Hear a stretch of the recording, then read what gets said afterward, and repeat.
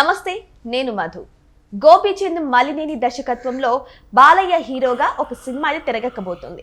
అయితే బాలయ్య సినిమా అనగానే బాలయ్య బాబు ఫ్యాన్స్ ఎగిరి గంతేస్తారు. కానీ ఈసారి మాత్రం డీలా పడిపోతున్నారు. దానికి కారణం ముంబైలో షూటింగ్ జరుగుతుంది అని.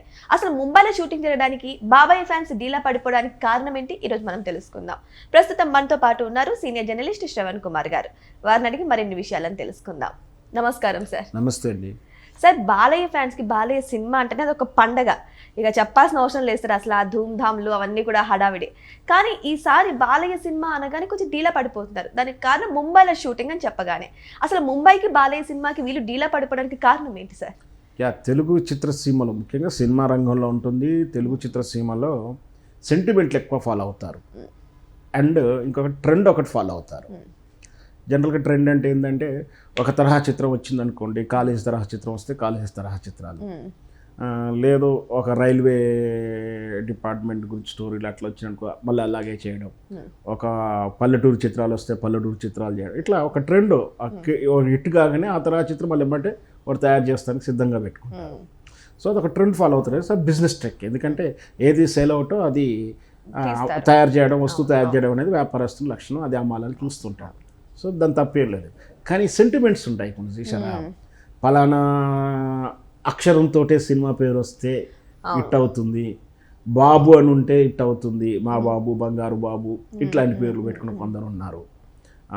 ఒకే అక్షరం సినిమా స్టార్టింగ్ తోటి ఒక అక్షరంతో ఉంటే అక్షరం సెంటిమెంట్లు, కాంబినేషన్ సెంటిమెంట్లు, రిలీజ్ డేట్లు సెంటిమెంట్లు, హీరోయిన్లు లేదా క్యారెక్టర్ ఆర్టిస్టులు హీరోలతో ముఖ్యంగా హీరోయిన్లతో ఐరన్ లెగ్ అని ఒక పేరు రావడం లే కానీ, ఆమెతో ఉంటే సినిమా కలిసి వస్తుందని కానీ, ఇది ఒక రకమైన సెంటిమెంటు.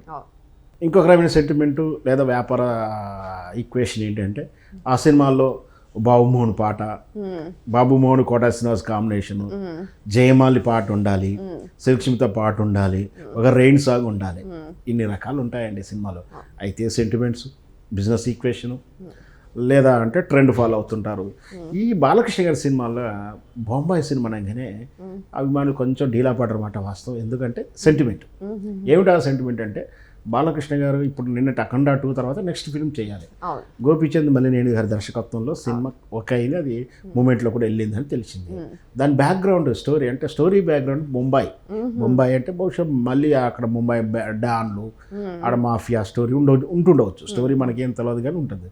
బొంబాయి బ్యాక్గ్రౌండ్లో బాలకృష్ణ గారికి ఆల్రెడీ 2 సినిమాలు డిసప్పాయింట్ చేశాయి. ఫస్ట్ అశోక చక్రవర్తి అని గతంలో లాంగ్ బ్యాక్ వచ్చిన చిత్రం, అది బొంబాయి బ్యాక్గ్రౌండ్ వచ్చిన చిత్రం. అది కొంచెం డిజాస్టరు లేదా అసంతృప్తి పరిచిందనే చెప్పాలి. ఆ తర్వాత లైన్లో ఉన్నా కానీ, ఇట్లా ఏ చిత్రంలో చూసుకున్నా కొంచెం బొంబాయి బ్యాక్గ్రౌండ్లో వచ్చినాయి. బాలకృష్ణ గారి కల్చరల్ సినిమాలు అనగానే వీళ్ళు మళ్ళీ భయపడుతున్నారు. బట్ ఏంటంటే, నేను కానీ ఇండస్ట్రీ వార్తగా చెప్పేది, ఇంతకుముందు సెంటిమెంట్లు ఉన్నా కొందరు సెంటిమెంట్ రివర్స్ వెళ్తారు, వాటిని నమ్మరు. అంటే మూఢనమ్మకాలు నమ్మరు, ఈ దేవుళ్ళు నమ్మరు అని కాకుండా కొందరు ఆ సినిమా సబ్జెక్టుని కానీ వాళ్ళ ఎఫర్ట్ని నమ్ముతూ ఉంటారు.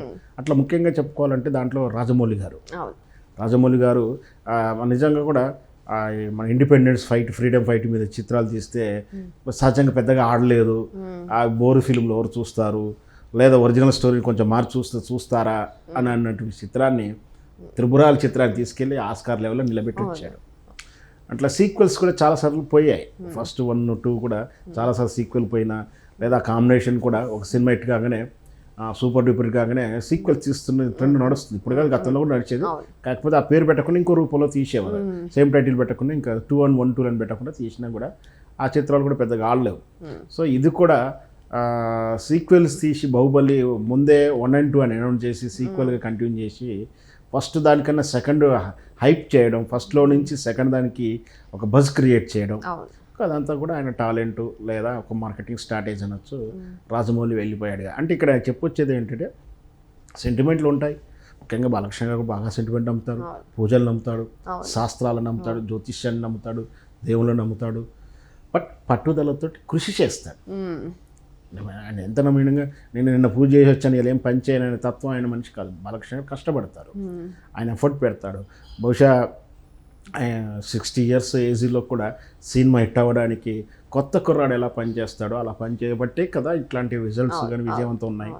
తాను బై గోల్డ్ స్పూన్తో పుట్టినట్టే కదా ఎన్టీ రామారావు గారు. ఆ రోజుల్లో ఎన్టీ రామారావు గారు అంటే సాక్షాత్ దేవుడిగానే భావించినటువంటి రోజుల్లో ఆయన ఈయన కిడ్గా ఉన్నప్పుడు మరి దేవుని కొడుకునే నేను ఎందుకు కష్టపడాలని అనుకోలే కదా. తను కష్టపడి ఒక చిన్న చిత్రం అంటే ఫస్ట్లో 1-2 చిత్రాలు మామూలుగా ఆడిన, 1-2 క్యారెక్టర్లు అలా సైడ్ క్యారెక్టర్లు అంటే కాంబినేషన్ క్యారెక్టర్లు వచ్చిన చేస్తూ ఒక తర్వాత ఒక మాస్ హీరోగా నిలబెట్టుకోవడం.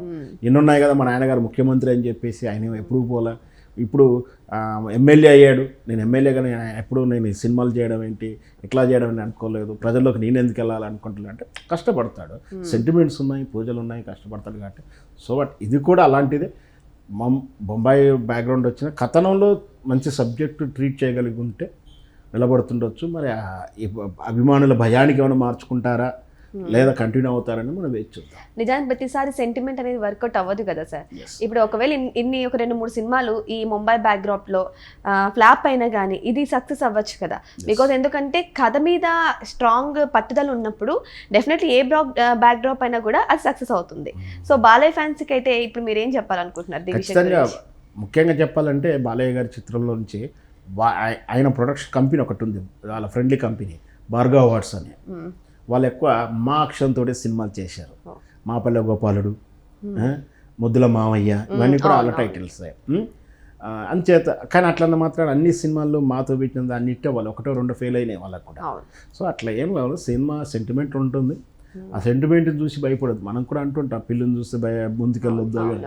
ఏదో చిన్న అంటే మనం వెళ్ళి మళ్ళీ కూర్చొని తుమ్మితే కూడా మనం బయటికి వెళ్ళొద్దు అంటారు. తుమ్మితే కూర్చోవాలంటారు. ఎందుకంటే తుమ్మినప్పుడు మన బాడీలో ఉన్నటువంటి నరాలన్నీ అన్ని ఎవరి వ్యవస్థ ఒక్కసారిగా షాక్ అయినట్టు అవుతాయి. ఆ పరిస్థితుల్లో మనం కదిలితే కింద పడతామేమో, కాబట్టి కూర్చోండి అనేది దాని సారాంశం. అట్లాగే సెంటిమెంట్స్ ఉన్నప్పుడు దానికి కొంచెం మీనింగ్ ఉన్న వాటిని దాటుతూ కష్టపడి పని చేసుకుంటే మంచి రిజల్టే ఉంటుంది. సో ఇది కేవలం సెంటిమెంట్కి మాత్రమే కాదు, నిజంగా కష్టపడితే ఎటువంటి సినిమా అయినా సక్సెస్ అవుతుంది. సో బాలయ్య ఫ్యాన్స్ కూడా భయపడకుండా ఖచ్చితంగా ఆయన యొక్క సినిమాకి ఎంత కష్టపడుతున్నారు, సినిమా ఎలా రిలీజ్ అవుతుంది, ఏ స్టోరీ మీద నడుస్తుంది అన్న దాన్ని ఎక్కువగా కాన్సన్ట్రేట్ చేయండి. సో వెయిట్ చేసి చూద్దాం మరి ఈ సినిమా ఎలా ఊపందుకుంటుందో, మరి ఎంత హిట్ అవుతుందో, ఎప్పుడు రిలీజ్ అవుతుందో అని. Thank you so much. Thank you sir.